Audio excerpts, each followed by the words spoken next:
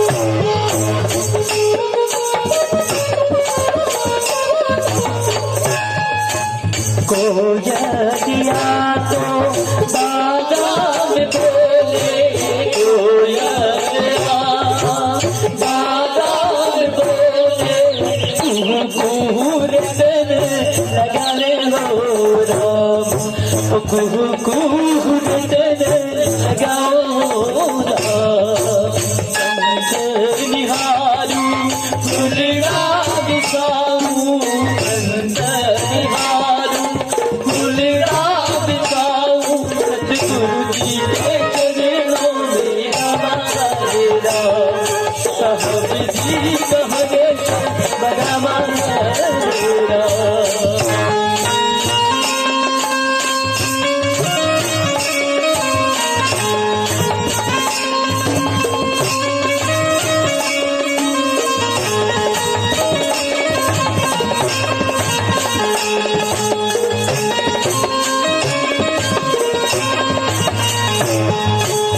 Swati buono लगे हो पतिया स्वाति बूनो लगे हो पतिया पीहू पीहू लगाए हो राम पीहू पीहू लगाए हो राम पंत निहारूं फूलड़ा बिछाऊं पंत निहारूं फूलड़ा बिछाऊं सतगुरु जी के चरणों में लावा रे राम साहब जी कहरे बजावा रे राम।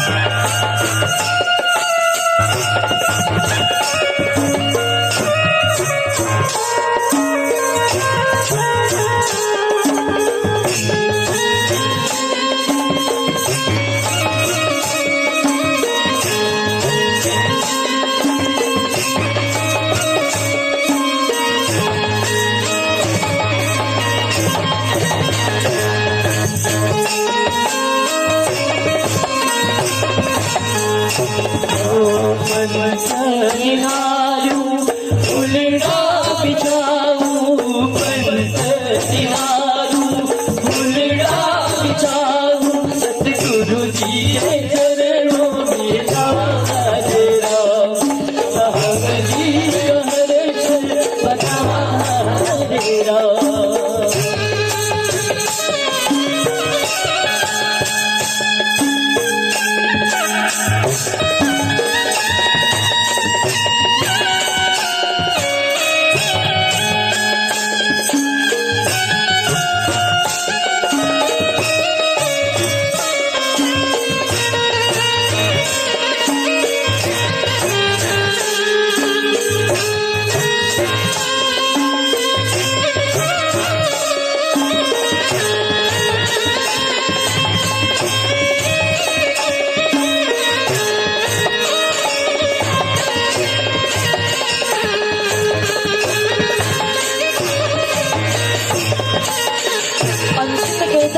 भाई मीरा को सतगुरु मिलिया, भाई मीरा को सतगुरु मिलिया, जन्म मरण भव भाग्या मोरा, जन्म मरण भव भाग्या मोरा।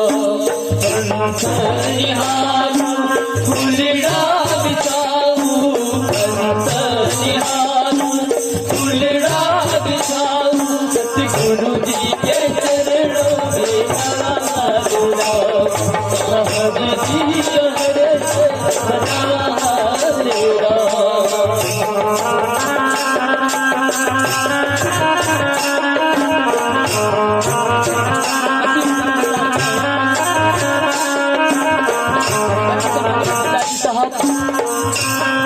कार्यक्रम आयोजक आपने हमें यहाँ पर आमंत्रित किया, सम्मानित कैलाश जी भाई साहब मंगवालिया, आपके सानिध्य में आप सभी महानुभावों के दर्शनों का लाभ मिला। मंडल की ओर से बहुत बहुत आपको साधुवाद। अगर किसी प्रकार की गलती या त्रुटि हुई हो तो कृपया क्षमा करें, यही आशा रखते हैं। संगीत साउंड सुनने आपके द्वारा भी पूरी तरह से अच्छी तरह से आपने बनाए रखा, उसके लिए बहुत बहुत आपको बहुत दिल से नमन बंदगी। हो पंथ निहारू फूलड़ा बिछाऊ, पंथ निहारू फूलड़ा बिछाऊ, सतगुरु जी के चरणों में हारा, साहब जी कहरत सदा हारेरा, साहब जी का संग बना रे राम, साहब जी कहरत बना रे राम। बोलिए गुरु महाराज की जय, सकल हंस को वंश की जय, गुरु मात पिता की जय, मस्ती नगर की जय, आज के आनंद की जय। बहुत बहुत धन्यवाद साहिब बंदी।